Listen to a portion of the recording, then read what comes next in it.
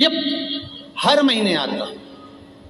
जब आपके हृदय में कभी कोई बात आ जाए कि बाबा आज मेरा मन ये कह रहा है और आपको सुनना है बाबा, आपको स्वीकारना है बाबा, आपको मेरे मन की बात जानना है बाबा, बस हाथ में चंदन लगाया, बेलपत्री का भाग इस तरह से पकड़कर शिव जी से अपने हृदय की बात कहकर, मेरे देवाधिदेव महादेव से दिल से कहकर, अशोक सुंदरी वाली जो जगह होती है, आपको बताया है अशोक सुंदरी का जो स्थान होता है, ये शिवलिंग या अशोक सुंदरी की जगह, इस बेलपत्र को अशोक सुंदरी वाली जगह पर जहाँ शिवलिंग है, शिवलिंग की साइड पर पहले नंबर की पत्ती का मुख होना चाहिए, बस उसको रख दीजिए और उस पर थोड़ी देर हाथ रखकर अपने हृदय की बात मेरे महादेव को दिल से कहकर आ जाइए।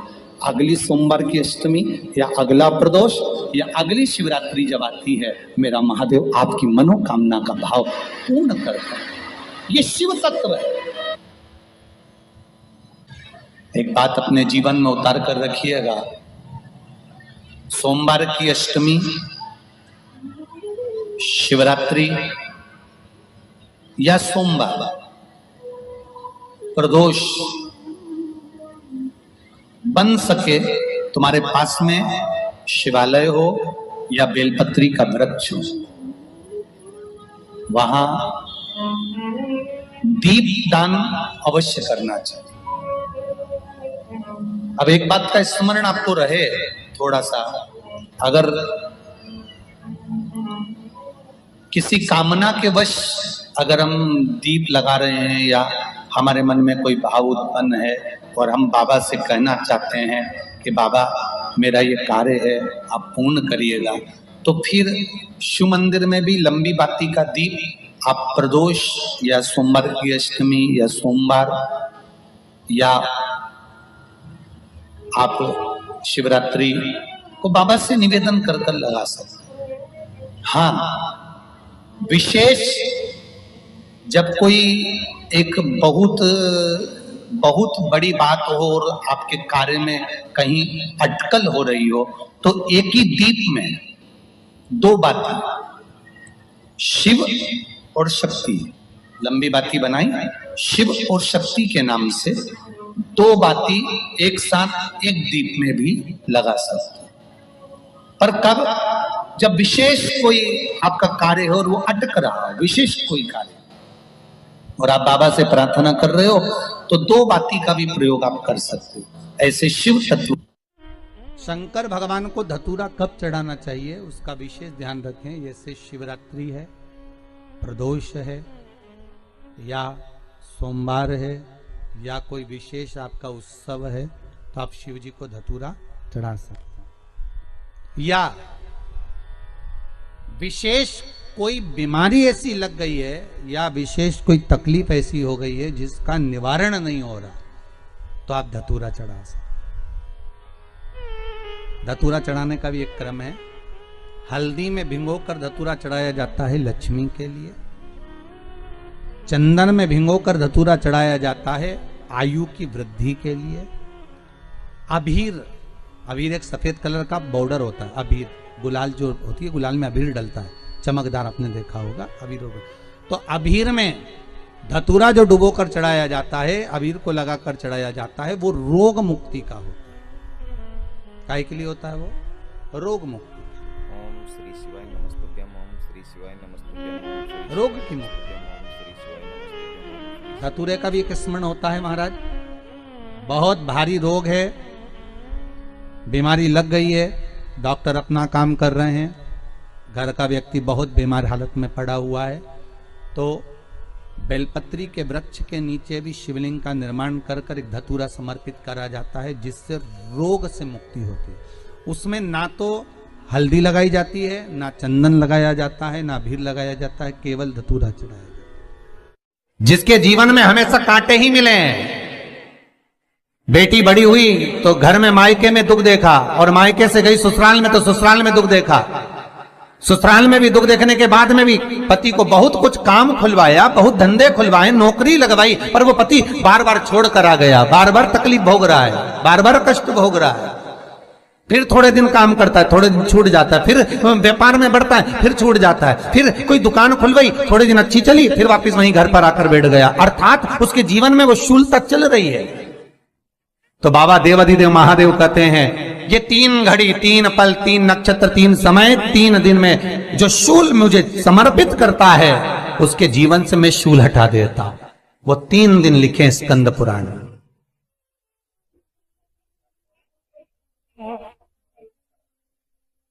महाराज, बैसाख महीने में जो प्रदोष आती है, बैसाख के महीने में बहुत ध्यान से सुनना भाई, जो अपनी जिंदगी से बहुत तंग आ गए हो, परेशान हो गए हो, कष्टमय जीवन जी रहे हो, बहुत दुखी हो गए हो, उनके लिए ये स्कंद पुराण का चरित्र फिर मिले ना मिले, आप प्रेम से सुन लो भाव से। पहला, बैसाख महीने की प्रदोष, चाहे वो शनिचरी प्रदोष हो, चाहे रविवार की हो, सोमवार की हो, मंगल की हो, बुधवार की हो, गुरुवार की हो, शुक्रवार की हो, शनिवार की हो, कोई भी वार की हो, पर बैसाख महीने की प्रदोष, प्रदोष काल में शाम का समय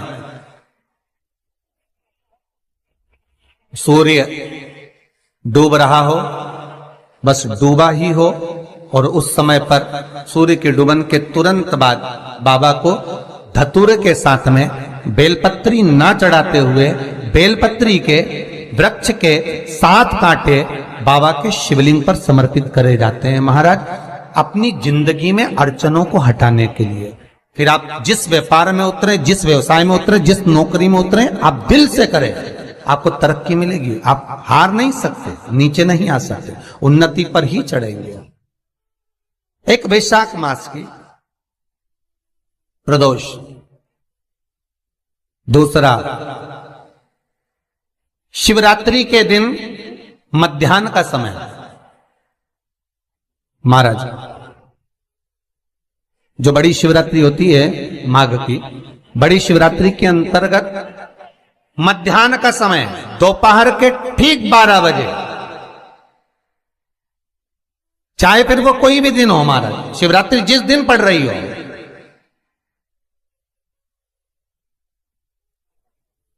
उस दिन भी धतूरे के साथ बाबा को 7 कांटे बेलपत्री के वृक्ष के समर्पित होते हैं महाराज। इसमें आप ये वाले जो कांटे हैं, जो शिवरात्रि के दोपहर 12 बजे वाले हैं, अगर कोई मदिरा पीने वाला हो, व्यसन में डूबने वाला हो, कोई जुआ खेलने वाला हो, कोई गलत वैश्यावृत्ति करने वाला, या अपने मार्ग से विचलित कोई व्यक्ति है, उसके लिए भी ये कांटे बहुत काम आते हैं महाराज। दूसरा, पार्वती, तेरे द्वारा तेरे नयन अश्रु से जो प्रगटा हुआ बेल का वृक्ष है, द्वितीय शूल मैं वहां धारण करता हूं, तृतीय शूल, तीसरा शूल जो वर्णन करा गया महाराज, भगवान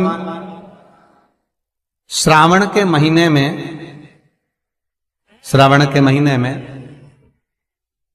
जो भी दूसरा सोमवार पड़े, जो भी पड़े, श्रावण के महीने का जो दूसरा सोमवार होता है, उस दूसरे सोमवार में रात्रि के समय पर, अर्थात शास्त्र अब घड़ी और पल का स्मरण करेंगे तो रात्रि के बजेंगे 10 से 12 बजे महाराज, 10 से 12 के बीच में धतूरे के साथ बाबा को शूल समर्पित होता है महाराज। ये भी हमारी बाधाओं को, हमारी तकलीफों को, व्यापार व्यवसाय के लिए, नौकरी सर्विस के लिए, बहुत सारे एग्जाम में आप बैठ लिए, गवर्नमेंट एग्जाम के लिए बैठ लिए, नहीं हो रहा, ये 3 बार मेरे शंकर को बेलपत्री के वृक्ष के शूल समर्पित होते हैं, उसका आनंद पाना और उससे अपने को सुख प्राप्त करना।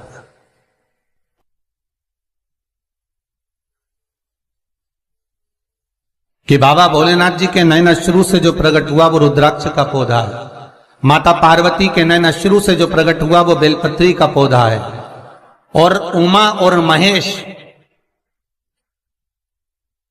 जिस महेश के वंशज हैं महेश्वरी, जिनकी 12 खाम प्रगटी है भगवान महेश के द्वारा,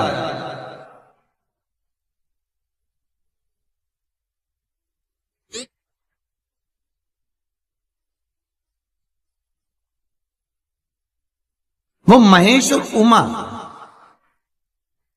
उमा और महेश का जो चरित्र है कि उमा और महेश का जब प्रागट्य हुआ, उमा और महेश जब दोनों आनंद में विभोर होकर जब चलते हैं और दोनों के बैठने से तप मुद्रा से जो पौधा उत्पन्न होता है वो शमी का पौधा है।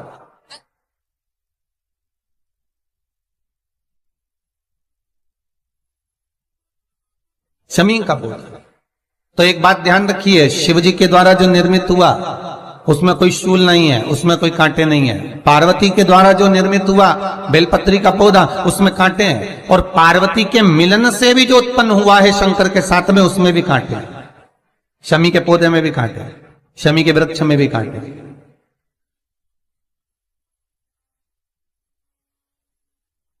तो पार्वती जी स्कंद पुराण में एक प्रश्न कर रही हैं भोलेनाथ जी से कि प्रभु मुझे ये बताओ कि आपके द्वारा जो निर्मित हुआ उसमें शूलता नहीं है,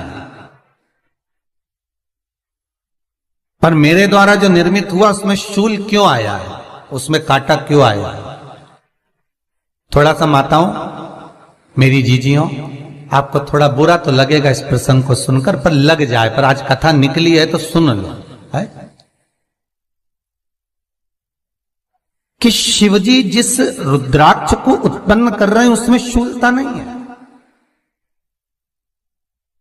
पर पार्वती जी जो संग में मिली हैं उसमें भी शूलता है, और पार्वती के द्वारा जो प्रकट हुआ बेलपत्र उसमें भी शूलता है। तो भगवान महादेव बोलते हैं, पार्वती मैं तुझे कुछ कहूं और कहने पर तुझे तेरे हृदय में कोई बात चुभे, शूल लगे तो मुझे ठीक नहीं लगेगा। नहीं नहीं नहीं, आप कहिए प्रभु, मैं सुनने के लिए तैयार हूं, आप तो बोलो कि कारण क्या है।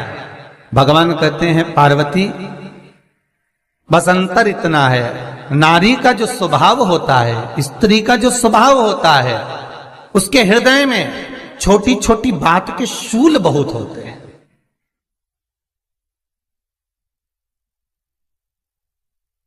जेठानी ने यह कह दिया, देवरानी ने यह कह दिया, तुम्हारी मम्मी ये बोल दी, तुम्हारे पापा ने ये कह दिया, तुम्हारी बहनों ने ये कह दिया, तुम्हारे भाई ने ये कह दिया, तुम्हारे रिश्तेदार ने ये बोल दिया। ये नारी के भीतर ये शूलता रहती है। तो पार्वती जी बोली कि जितना तप आपने करा उतना तप मैंने करा, और जितनी साधना आपने करी उतनी साधना मैंने करी, और जितना आराधना दिल से आपने करी उतनी आराधना दिल से मैंने करी, फिर इसमें शूलता कहां से आ गई? भगवान शिव बोले, बस पार्वती बात इतनी सी है कि जब मैं आराधना करने बैठता हूं तो मेरी दृष्टि में सम्मुख में कुछ नहीं होता। जब मैं आराधना करने बैठता हूं तो मेरी दृष्टि में मेरे सम्मुख में कुछ नहीं होता कि कौन ने क्या करा है, कौन ने क्या बोला है, कौन क्या कर रहा है, उससे मुझे मतलब नहीं होता, उससे मुझे कोई मतलब नहीं।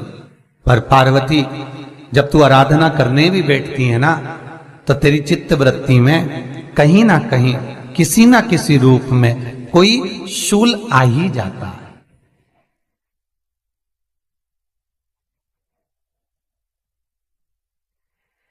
कई माताओं की आदत देखी साहब, भगवान की सेवा करने बैठी है तो भी भीतर थोड़ा सा शूलता भरी हुई है। महाराज बताओ, इतने सारे भगवान इकट्ठे कर लिए, मैंने बोला था बहू से कि वहां रख लेती है, बताओ इतने सारे यहां पर लाकर रख दिए हैं, अब इसकी सेवा करना पड़ रही है, अब ये करना पड़ रहा है।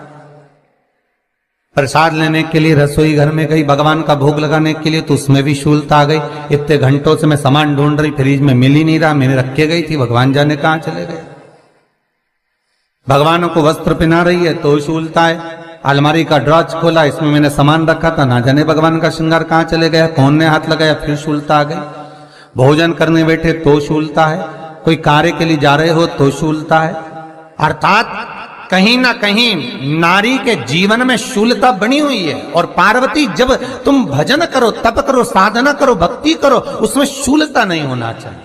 श्री शिवाय नमस्तुभ्यम, ओम श्री शिवाय नमस्तुभ्यम, ओम श्री शिवाय नमस्तुभ्यम, ओम श्री शिवाय नमस्तुभ्यम, ओम श्री शिवाय नमस्तुभ्यम, ओम श्री शिवाय। पार्वती जी ने कहा, भोलेनाथ तो क्या आप मुझे स्वीकार नहीं करेंगे बेलपत्री के रूप में? क्या मुझे स्वीकार नहीं करेंगे शमी पत्र के रूप में? पद्म पुराण, स्कंद पुराण, लिंग पुराण, नर्मदा पुराण और शिव महापुराण, ये सारी पुराणे वर्णन करती है। पार्वती जी का खंड आनंद वर्षित कर रहा है, वर्णन कर रहा है। पार्वती खंड वर्णन कर रहा है, सती खंड वर्णन कर रहा है। उमा संहिता वर्णन कर रही है। क्या आप मेरा ये बेलपत्र का स्वरूप आप धारण नहीं करेंगे? इसमें शूलता है, इसलिए भगवान कहते हैं नहीं नहीं, धारण तो करूंगा। वो केवल शिवरात्रि के दिन करने का होता है। शिवरात्रि का प्रसंग कहता है अपने मन की अभिलाषा रखकर तुम्हें जो चाहिए। प्रकार आप लोगों ने भी पढ़ाई करी होगी, हमने भी करी।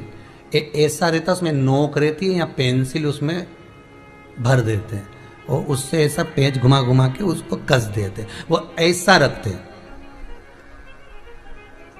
कॉपी पर ऐसा रखा जाता, फिर उसको ऐसा घुमाते घुमाते कि नहीं घुमाते?